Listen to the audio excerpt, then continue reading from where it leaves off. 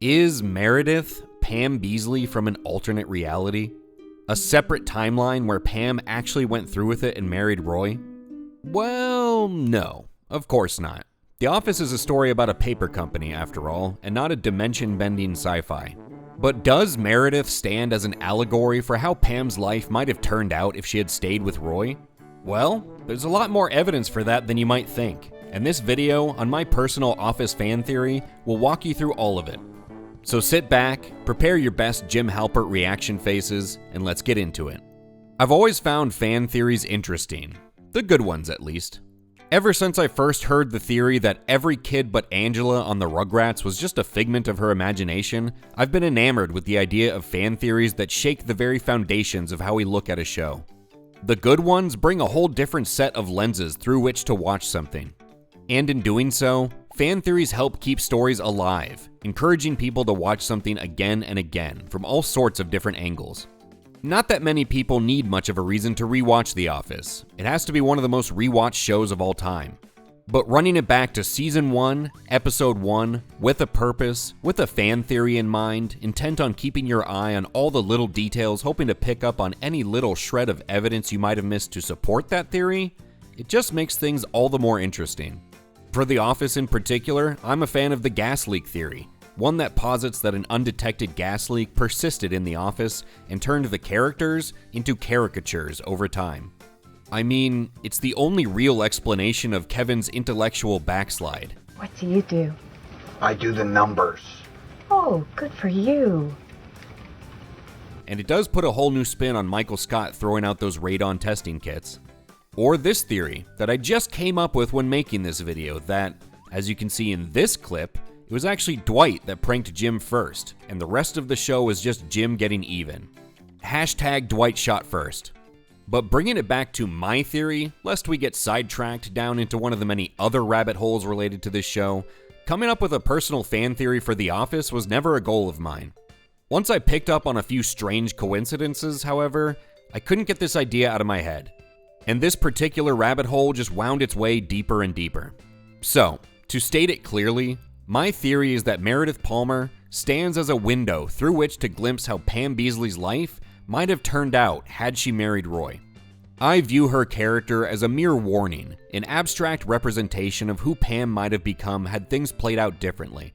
I don't view Meredith as an interdimensional interloper, returned to the office to keep Pam from treading the same path as she did like some kind of dundernet Terminator. There's no science fiction involved in my theory, to be clear. Now, if you keep up with some of the more obscure fan theories related to The Office, you might have seen this one before. Specifically in this video. But before you think I'm ripping that idea off, this was actually my theory that I posted to Reddit 7 years ago. And the creator of that video was gracious enough to reach out to me there and ask to include it in their video. But now that I've got my own YouTube channel, I figured why not make my own video on it and expand on that original idea. And that's exactly what I'm going to do here, building on my original post with the help of some great comments from that original post. So here's all of the evidence I've collected to try and prove that Meredith is an allegory for how Pam's life could have gone if she married Roy. And I hope you have your tinfoil hats ready. At first glance, Pam and Meredith's characters couldn't appear more different. Pam is the office sweetheart. She's young, kind, playful, and she's engaged to be married with her best years still ahead of her. Meredith, on the other hand, is the rough around the edges, double divorcee single mother, weighed down by years of bad decisions, who proudly proclaims that she'll never again be married. I am never getting married. Like Clooney. And it wouldn't be too harsh to describe her as the office harlot. Boom, roasted. Meredith, you've slept with so many guys, you're starting to look like one. Boom, roasted. But, oddly enough, these two characters share a lot more in common than you might think once we do a little digging. And you don't even have to dig too far, as some of the similarities start to pop up right on the surface level. Both Pam and Meredith are white women of similar height, both with light eyes, and they even share similar wardrobes. Both women have red hair, and although their hair is of differing shades and Meredith's is clearly dyed, she might be doing so to regain the color and vibrancy her hair had in her youth, something much closer to Pam's hair color. And while there's not much to speak of in terms of similar facial features between the two, years of drinking and smoking can take a toll on someone's appearance. Which is to say nothing of what years of bad decisions and the resulting psychological stress can do to someone's face, as it's known to speed the aging process. But you don't have to take my word for it when it comes to physical similarities, as even characters in the show mistake Pam and Meredith for one another, and on multiple occasions. When Pam comes into the office looking disheveled in Season 9, Episode 10, Erin Hannon initially confuses her for Meredith. Morning, Meredith. What? Oh, sorry, Pam. Yikes. And at Andy's garden party a season earlier, his brother mistakes Meredith for Jim's wife, Pam. And this must be your lovely wife, Pam. No. Hell no. She No. wishes. No. And while Andy's brother doesn't personally know either character beforehand, he may have heard descriptions of Meredith and Pam before, or seen photos of them. At a minimum, him confusing the two women for one another could stand as the writers trying to draw a connection between the two. So even the characters from The Office acknowledge that in certain situations, the two characters can be mistaken for one another. And coming back to that episode from Season 9 where Erin mistakes Pam for Meredith, this episode, entitled Lice, provides us with a lot more tantalizing evidence in support of this theory, the kind of evidence that makes you scratch your head. In this episode, Pam and her children have contracted lice, and Pam has unwittingly brought them to the office. The lice outbreak is almost immediately blamed on Meredith. Oh, God, Meredith Lice! Did you not sign a pledge to shower? Apparently none of that is protection enough. Not when it comes to Meredith. And her denials fall on mostly deaf ears outside of Pam's, who knows that she's the real culprit. Let's give her a break. We don't know for sure this is Meredith's fault. Pam? Really? Once it's finally learned that Pam is the one who brought lice to Dunder Mifflin, it's Meredith who has the most spirited call for revenge. Shave her head. Shave her head! This could be seen simply as her wanting revenge for initially being blamed for the lice, but it could also be the result of a deep desire to see Pam brought down to Meredith's level for once. To give her a taste of the kind of life that Meredith thinks she's been saddled with. A life that Pam might have steered clear of when she left Roy. Now, drilling even deeper, this episode takes place after Jim has moved to Philly for work. So once Pam is somewhat on her own, with Jim out of her life and Pam temporarily operating as a single mother, we immediately see that she's exhibiting some, what we can call Meredith-style behaviors. As we saw, the rest of the office was very quick to pin the lice on Meredith. Without ever having given Jim a shot, in an alternate timeline where Pam married, had a kid with, and then divorced Roy, you could see that her life had the potential to turn out like Meredith's did. And for the cherry on top, once the lice fiasco has played out and Pam has been brought down to Meredith's level, the two of them go out for a beer and some undeniable bonding. I mean, I really respect you for being a single mom all these years. It whipped my ass in half a week. I think in this moment, Pam sees how easily her life could have gone the way Meredith's did, seeing that at some level, her and Meredith's lives are only separated by a few decisions. Rewinding the clock all the way back to Season 2, there's some more intriguing evidence that Meredith and Pam's lives might be the same story taken down two different paths. In the 18th episode of Season 2, Take Your Daughter to Work Day, Meredith brings her son, Jake, into the office. Out of school thanks to a suspension, Jake is a rambunctious, spirited malcontent that shares more than a few similarities to Roy. So it should come as no surprise that Jake and Roy, Pam's fiance who, in this theory, serves as the catalyst for Pam's altered potential life path, get along famously. Pam! I love this guy! Roy even goes as far as to tell Pam that he loves this kid. And when interacting with Pam, his allegorical mother in this alternate timeline, Jake shows a natural softness with her that he doesn't exhibit with anyone else in the office. Is it okay if I take one? Sure. Thank you. You're welcome. I get to shred things sometimes. Do you want to see? Yeah. Really? Yeah. Okay. Jake even looks incredibly similar to Pam and would be totally believable as Pam and Roy's kid. And Jake clearly has Roy's temperament. And if we jump back to the beginning of the episode, this is Pam's stated goal for the day. I am not great with kids, but I want to get better. I only have one goal today. To make one kid like me. Just one. Pam not only accomplishes this goal, but does so with none other than Meredith's son. Cool, huh? Oh, yeah. And to really take the imagery to another level, while Pam watches Roy roughhousing with Jake, she stands in between Jim and Roy. Pam is caught in between the life she chooses with Jim and the path she might have taken with Roy, a road that leads to Meredith. Now, if you want to get really tinfoil hat, red string conspiracy theory with this one, much later in the series, Dwight warns Pam about the stress that moving can have on a family, going as far as to say her daughter Cece will turn out to be a stripper. Moving is one of the most stressful things you can do in life. You'll probably just take it out on your kid. Cece will become world famous for stripping. And what did Jake end up becoming? That's right, a stripper. Shut up. Jakey? Mom? It's a wild connection, but there just might be something there. Meredith is also unabashed about her attraction to Jim and makes advances on him on occasion. He got a haircut. It's sexy hot. Oh. Turn around. Well, I really appreciate you coming. I'm singling you out. I was wondering if you could sign my cast. Mm-hmm.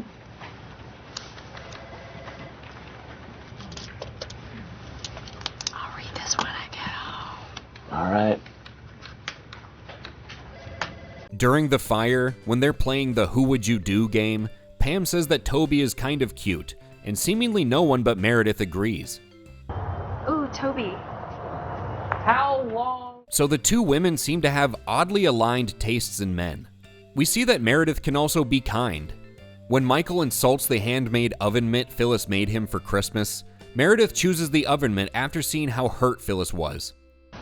And you really put a lot of work into that. It's beautiful. I'll take the oven mitt. She seems to show flashes of the kind of woman she maybe used to be, a woman like Pam. But worn down by a life that didn't turn out the way she planned, Meredith is a noted alcoholic whose actions under the influence lead Benny in the office to think she should go to rehab. And while Pam doesn't often drink, we do see that when she does, she can get pretty wild. I mean, I'm sure you all need no reminders about the Chili's incident. This was the best Dundies ever! Whoa. Speaking of which, at the infamous Dundies Awards ceremony at Chili's, Pam's drinking doesn't get out of hand until after she has a fight with Roy and he leaves. No, I don't want to go. I don't want to.